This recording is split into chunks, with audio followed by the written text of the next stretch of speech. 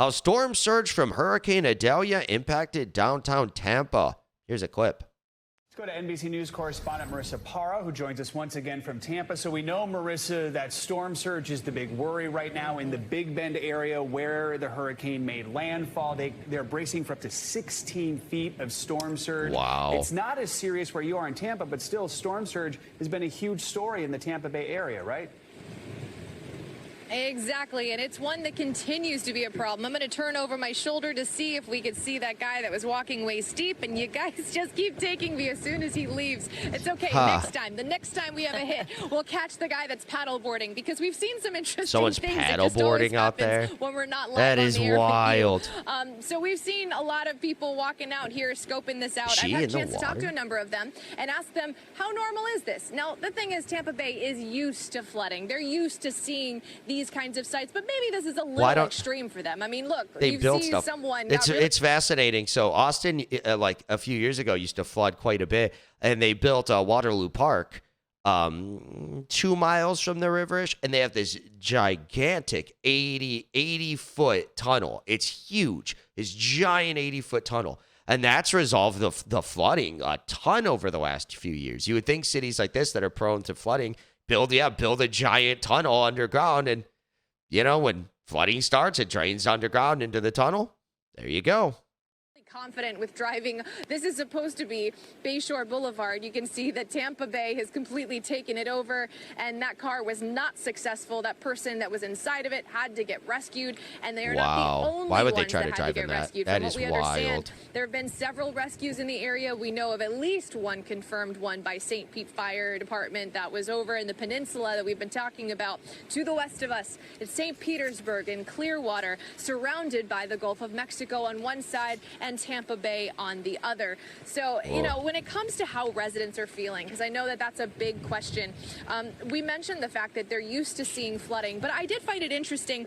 It depends on where they are. Clearwater Beach, we talked about that peninsula. I'm getting a lot of texts from people that I met yesterday who were very nonchalant, very unbothered and unconcerned. And then within the last hour, I actually had a chance to check in with them, and they've been sending me photos and videos, and they said that they're surprised because last year during Ian and during some of the other storms of, the recent memory, they're seeing more flooding in those streets than they're normally used to. So I think it's kind of 50-50, right? You've got people who are used to seeing flooding, but they're seeing flooding maybe more so than they're normally expecting, I guess, when it comes to hurricanes. I asked somebody who was here during Ian. She said it wasn't like this during Ian, but I've also heard stories of there have been hurricanes in the past where, and this is really sad, there were manatees that washed up on the shore here.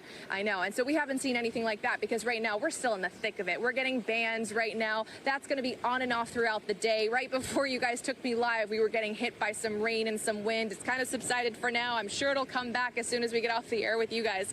But that's going to be on and off throughout the day. And get this, when we talk about whether or not the threat is going to be moving out, well, we know that this is going to continue to rise. We're expecting the surge and the floodwater, the tide, to reach its peak sometime this afternoon. So that's kind of what everybody's waiting to see, is how bad that gets before it gets better, guys. Marissa, I know somewhere, I believe behind you, maybe to one of your sides there, are the bridges that you were referencing that head over to where the hospital is. I know that that's on that island that you had left from earlier so that you don't get stranded there. But something interesting was happening there. They put up sort of this, I think you called it an aqua fence, this guard around it, because I know it's one of the only trauma centers in the area. So to try to keep that hospital functional, as though people can't even get to or from it. Do we know how things are going there and if that was sustainable, that guard that they put up?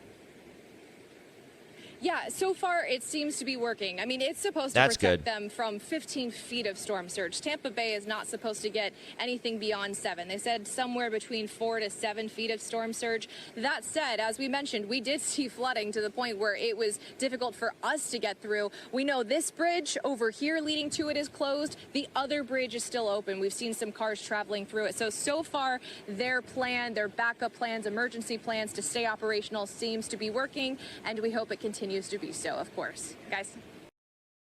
Very interesting. Yeah, luckily it didn't seem like it got too bad in Tampa. Like I said, people need to start doing the thing that Austin does, or did. And the one thing, I guess, if the flooding continues, it could be something we we jump on some more. I'm from Austin, by the way. I don't know if I clarified that. But yeah, so yeah, you go build these tunnels under like a park. They have a park over there, Waterloo Park. You can Google it. It's really nice. It just opened a couple years ago. And this giant 80-foot tunnel under it. Then they usually and then there's the creek, Waterloo Creek.